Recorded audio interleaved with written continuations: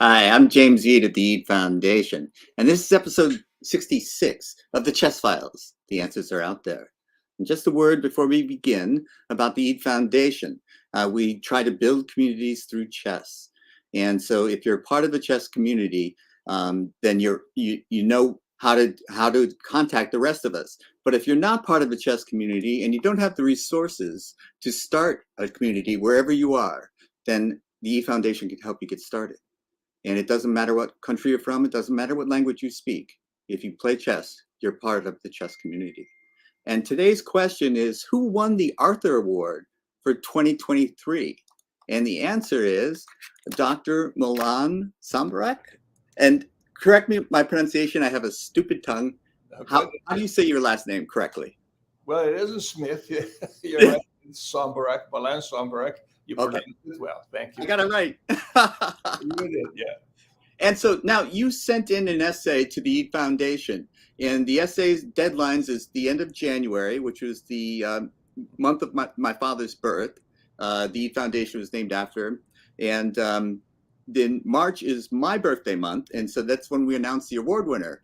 And you were the winner for your essay. And your essay was about a chess festival that you started. Can you tell me a little bit about that chess festival? Well, before I do, let me tell you about why I'm wearing this hat. Oh, okay. This is a Serbian hat with a Serbian coat of arms, and I was born in Belgrade. My parents were Serbian, so that makes me Serbian. Now, Serbians have contributed a great deal to chess. Correct. For instance, the Encyclopedia of Chess is a 5-volume work which was published in Belgrade 70 years ago. The Encyclopedia of Chess endings similarly. And so the Encyclopedia of Chess openings and endings as well has about 30 contributors. Not surprisingly, most of them come from Russia. The second most frequent contributing country is Serbia, which has a population of 8 million people. Wow. The second most contributions come from Serbia, more than the United States, more than Germany, more than Italy, more than all of these other chess-playing countries. So it's a very serious endeavor over there. So like that's New York City. Now, I live in a community called Collingwood. Collingwood is a small town. It's a town of 22,000 people. And it's a ski resort. And between the month of December and March, we have over 1 million visitors here based on skiing. Wow. The summer business now is almost as big. It's on Lake Huron. So there's sailing. We have more than 200 miles of biking trails. And Collingwood has, for a population of 20,000, 22,000 people, over 100 restaurants. Wow. The liquor store in Collingwood is the second most profitable in Ontario, except in the month of December when it's number one. Yeah. And the St. Bernards have got all those little rum things that they're taking to the skiers. So what Collingwood could use, my wife and I figured that Collingwood could use a chess festival. Yes. So on the first weekend in May, we held it last year, our first one, but it'll be an annual one. And my wife and I are prepared to spend $60,000 to make that an annual event. So this year we're going to have our second annual chess festival, and we want to be known as the chess capital of Canada. Now, any community can call itself the capital of anything of Canada, capital of anything in the world. So to make our claim legitimate is we need to have a prize fund that's greater than the biggest prize fund in Canada today. And the biggest chess prize in Canada today is $50,000. So once we raise enough money to exceed that fund, then we will be able to call ourselves legitimately the chess capital of Canada. And the money that we got from the Arthur Award that we got from you, where the money is very useful, the legitimacy that it confers on our chess festival is just as useful. So now I noticed that the Eade Foundation has a presence in so many countries. Bhutan. Who ever heard of Bhutan? Most people never heard of it. And in African countries and in Asian countries and everywhere except in Canada. Now we'll help you have a presence in Canada as well by starting Yes. regular Collingwood the Chess Festival, which will be an annual event. And I noticed that in some of these places where you have a presence, they've built a building for chess. Yes. Buildings will have a roof that leaks. They will need attention. And so it's probably more useful to use existing buildings. So our public library in Collingwood has been very supportive. And we can use the public library for chess meetings. We used to have them until COVID came along. Right. Then that ended the chess meetings in our public library, but it's about time to revive them. So there we are. So that's the connection between Collingwood and the chess operation, the Arthur Award. And so we are in your debt, and thank you for giving it to us. But as I mentioned, while the money is useful, the legitimacy that it confers on this operation is just as useful. So thank you. That makes my heart sing. And I read your essay, and I noticed a few things. But first off, I'll say this about Serbia: the ECO, the Encyclopedia of Chess Openings. When I first started playing chess, we had to have the modern chess openings. That was considered, if you knew that, you were booked up. But once I got to be an FM or master, actually, that was not sufficient. And so everybody that was playing at a certain level had to have the ECO. That was must have. Yeah. And we also had the informants and all of that kind of stuff. But the Serbian connection to chess is can't be understated. It's certainly strong. And so many strong players have come from that, and they've added so much to our chess culture, our chess history. And it's wonderful that you're wearing that hat. Otherwise, I would have missed that, and I wouldn't have asked it about that because my producer, who's not in my ear today, but he would always say, ask the human interest questions, like, Milan, where are you from? Where'd you grow up? Right. And you were born. You told me already. It was something that I was supposed to ask, and so I'm glad that you mentioned it, and I'm glad that the viewers now know where you're from and how'd you end up where you ended up in Collinwood. In 1952, I was 12 years old, and my parents decided to leave Yugoslavia. My father was a dentist. He's a medical doctor and a dentist. And he spoke out of turn somewhere to somebody there in Yugoslavia. So they sent him to the Yugoslav equivalent of Siberia, where he practiced dentistry, but we didn't see him for over a year. Wow. And my parents decided that it was time to leave. So they bribed the right people to be able to get out of the country. You had to do it, right? Yeah. And so, in the essay that I sent to you, I mentioned to you, the Germans during the Second World War had about 10 to 12 different types of camps. They had the renowned, notorious extermination camps like Auschwitz and Bergen-Belsen and Yes. Mauthausen and others like that. But they also had camps for officers from Allied officers. So my father was one of those. So he wound up in one of these camps, which was, of course, full of Serbians. Food was hard to come by, but they took the bread that they had and made chess pieces out of it. I love that story. Yeah. And then a sympathetic German chess playing officer gave them his shoe polish so that they could paint the black pieces black, and they played chess. And after the war, and I was a kid, and my father would get together with his friends, and the way they talk about the chess games, you thought they were having a picnic over there during the Second World War. It was Isn't that the magic of chess, though? It transports you wherever you are, whatever circumstances you're in. You're just playing chess. You're just over the board. Yeah. And so it's a remarkable thing. I always say, when you give the gift of chess to a child, you give a gift that can last a lifetime, because it's an educational tool when they're young. The things that chess teaches you are directly transferable back into the classroom. And absolutely, yeah. There are evidence-based studies showing that chess improves math skills. It has all kinds of benefits, including delaying or preventing Alzheimer's disease. And Oh, that's yeah, a big topic with me. Yes. yeah. And Yeah. so it has huge benefits, unquestionably. Yes. Yeah, it doesn't prevent Alzheimer's, but it delays the onset of Yeah, symptoms. yeah. And, And it's that's so critical. And so even in old age, it's a solace and a help.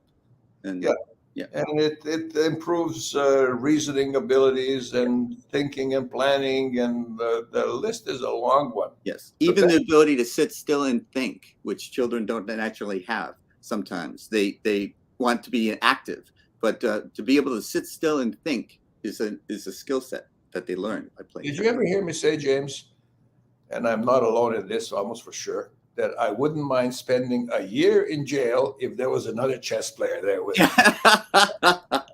I haven't heard that, but I know what you mean. It can take you out of whatever environment you're in. You're transported into the chess world. And so also you mentioned you mentioned your father, and you mentioned that little story in your essay, which I got a big kick out of. But he taught you chess, right? Yes, you did. Yeah, Yeah. Chess. Yeah. Yeah, we have that in common too, because my father, who passed away, I started the foundation right after his death, and he taught me chess, and all the gifts that I was given through chess, I owe to him. Because when I started to beat him, and after dinner we would play chess, and when I started to win, he was teaching at North Adams State College, and he had a math professor that was his colleague who was a Class B player.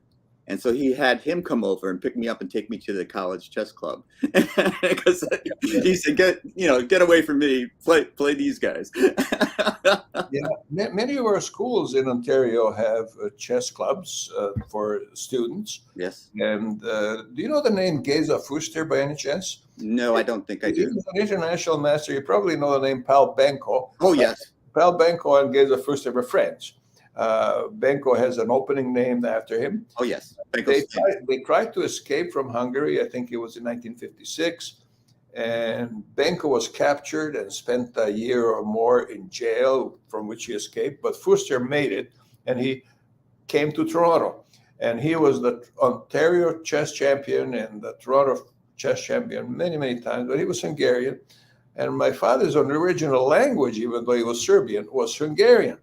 So they got together and played chess very often. Sometimes when my father was supposed to be practicing dentistry, he was playing chess with Fuster. And my mother, who was a lawyer, was very unhappy about that. But Fuster would come to our house. And my father was a strong player, but Fuster was an international master. So he would say to him, which square do you want to be checkmated on? Right. or he would say, tell me when you think your condition is hopeless. And then we turn the board around and Fuster would take over a hopeless position. Yes. So, yeah. Well, I thought I was hot stuff until I started to play. My freshman year at college, I met an international master, Danny Kopek. And then I realized that there was a gap between me and Kopek. But I got a lot stronger playing him. I tell you, that was a big part. Well, yeah. You improve anything you do, say tennis or curling or anything, by playing with stronger people. Yes, that's the only way. You Now, can enjoy yourself. I say you can enjoy yourself more than Kasparov and Karpov did playing each other if you find someone roughly comparable to your strength. But if you want to improve, you have to play against stronger opposition. And very often those stronger people don't want to play with you because they want to play with somebody yet stronger. Yes. Stronger. That's why we have these tournaments where the pairing forces you to play. Yeah, that's right. Yeah. So you have a Swiss system? Is that the chess festival? You use a Swiss system, or how do you do the pairings? We have an arbiter who is Canada's leading arbiter, and he sets it up. And people who are watching this program can go to the internet and look at Collingwood chess. Just type in Collingwood chess and it'll come up. And the details are there about where it's taking place and when it's taking place and what else is available in Collingwood, and significant donors, which you will be one of. And we have about a dozen or so significant donors, including the Royal Bank of Canada and another international masters contributed money. And so it's wonderful the way it's taken off. And I think part of the reason why it's taken off is because it's post-COVID. During COVID, you couldn't play face-to-face. Right. And face-to-face is different from playing on the internet. On the internet, no question about that. Yeah. So because COVID is over, I think that's part of the reason why it's so popular. But now we had some inquiries from Persia recently. 4 people from Persia want to come to Collingwood to play chess. Hello. How can you believe that? It's amazing. That's wonderful. That's heartwarming to hear. And Collins, because I did look it up. I did just Google the Collingwood in chess, and just as you said, I got all this information about it, and it is a ski resort. And I think some of the players that are some of the people that are most famous from that area tend to play hockey. So I think hockey must be a big thing too. But the ski resorts and all the support for the tourist industry, as you mentioned, the 100 restaurants and the liquor store that's selling out. These things indicate that it is a destination as well. And in Lake Huron, yeah, you that means you're in Ontario. Correct me if I'm wrong. That's right. Yeah. Okay. And interestingly, about the ski resort over here, 8 million people can get to Collingwood in less than 3 hours. You're talking about Detroit and Buffalo and Toronto and other communities. No other ski resort can match that. Not Aspen, not Telluride, not Vail, not Park City. None of them can have that number of people that can get there that quickly. That's amazing. And so I'm from California, so if I flew to Detroit, I could catch a plane that would get me there, or from Detroit, you could drive there in less than 2 hours, less than 3 hours. Okay. Yeah. So that really makes Collingwood very attractive. And would that be the closest airport, or could I get even closer? Detroit, Buffalo would be close. Detroit, about the same distance. You could fly to Toronto. Yeah. So Sasha could drive me.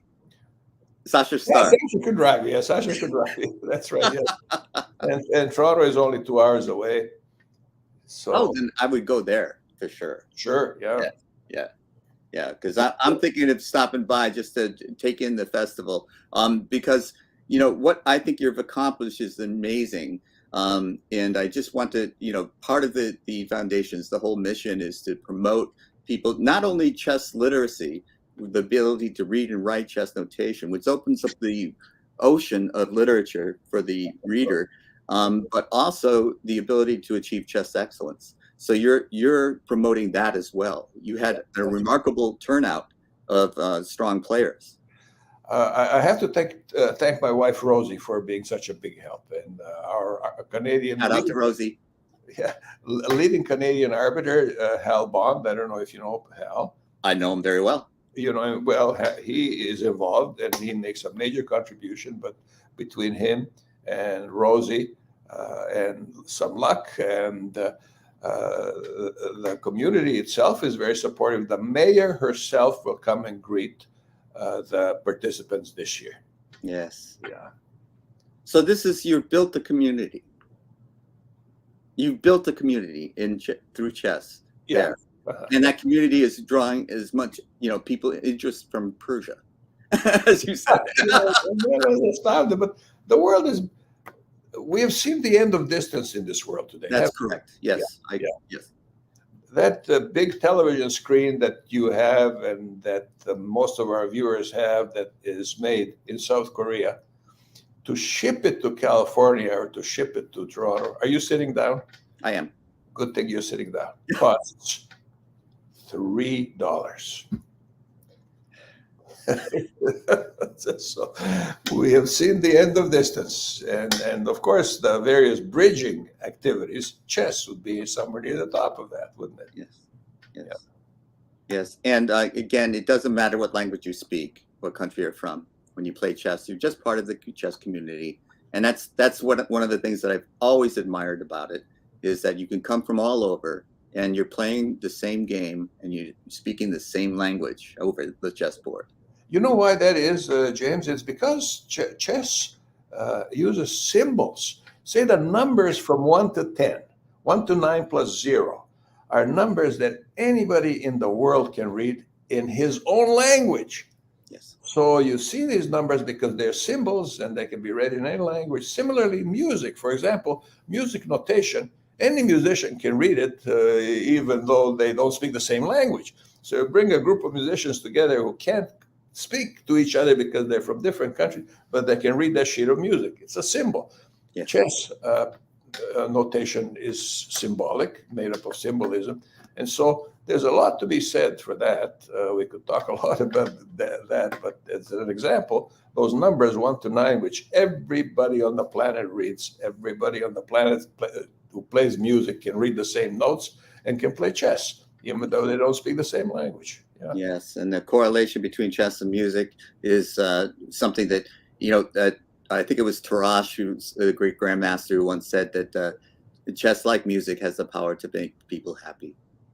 And well, I played the violin as an amateur, uh-huh.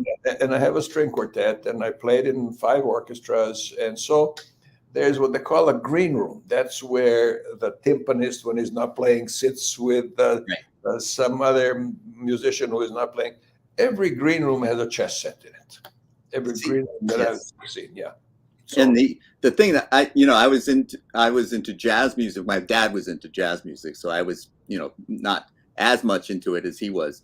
But I found that all the jazz musicians like chess.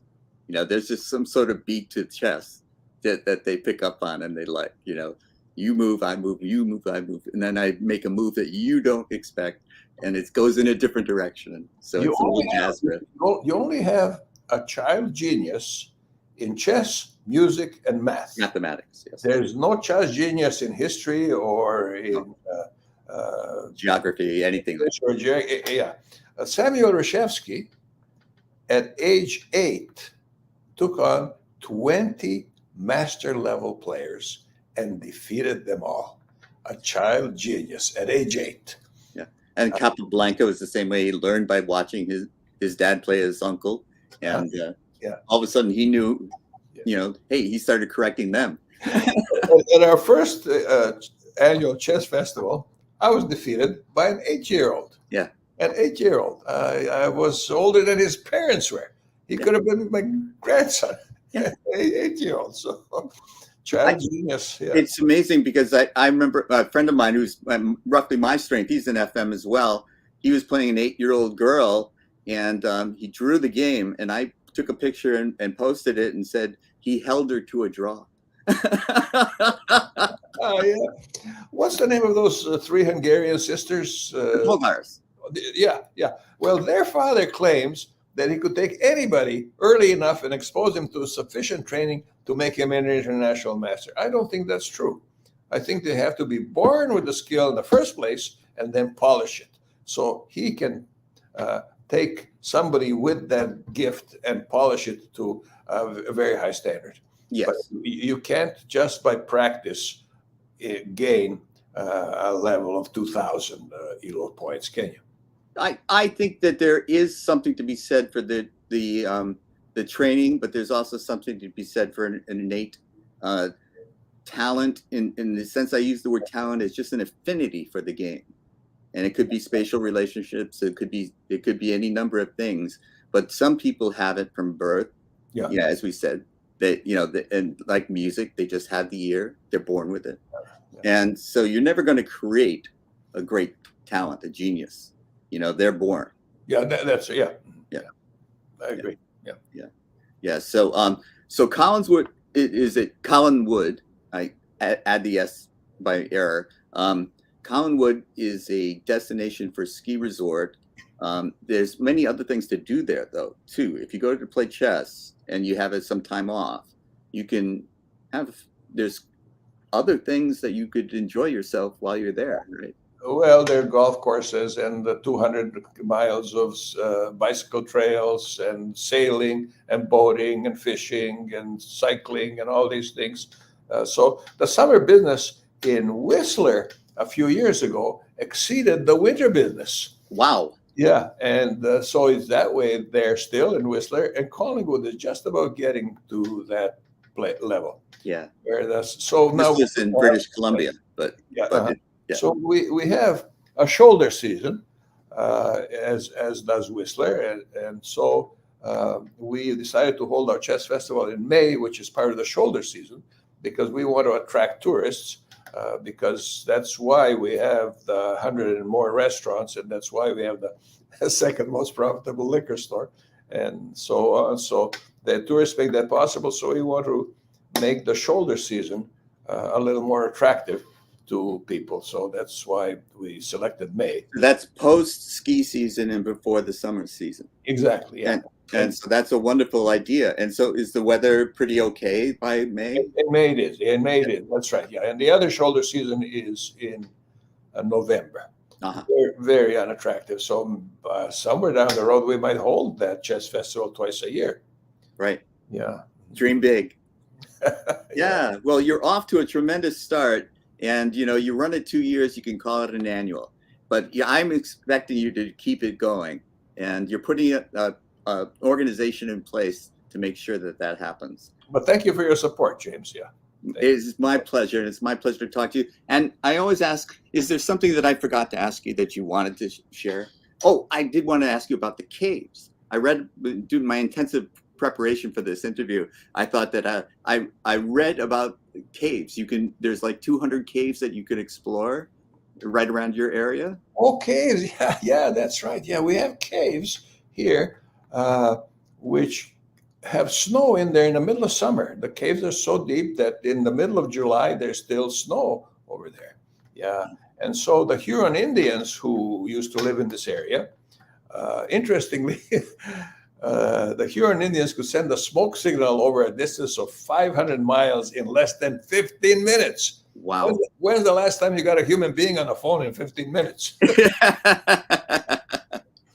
Yeah. Talk to my voicemail. Yeah. So they had a separate rock adjacent to these caves, which they put a bridge across for the Council of Indians to meet to discuss various issues. They moved the bridge away, and they could not leave that rock until all the issues were settled. Why don't we need that today? We need that today. I was going to say, why can't we have that? Why can't we have that in Congress and in Parliament in Canada? Yeah. Absolutely. Yeah. That's. I think that. Well, I won't get started on that because that's another show. But I want to congratulate you again for all you're doing for chess. It's wonderful to learn about your history, how you got started, and the connection that we have with our fathers and how they passed the game on to us, and how we're passing it on to our children. Yeah. And we're passing it on to another generations. Yeah, so that's how it works, in my opinion. And it was wonderful to have you on as guest. And is there anything that I should have asked you or forgot to ask you that you should say, or is there anything you want to say? I'll probably think of it as soon as we say goodbye to each other. Okay. All right. Then I will say goodbye. And thank you again for being on. Thank you. Thanks for your support, James. Okay. I'm just going to wrap up and take you backstage. Bye. All right. That was Dr. Milan Sombarac, who's this year's 2023 Arthur Award winner. And the Arthur Award is given in my father's name every year to the best essay that promotes chess literacy or chess excellence. And the E Foundation is all about building communities through chess. And as Milan said, we ended up building a chess academy in Uganda. And these things are expensive. And, we are not unlimited in our resources. So if your donations, you go to efoundation.com and donate to help us help them. I would very much appreciate that. So thank you for watching episode 36 of the Chess Files. The answers are out there.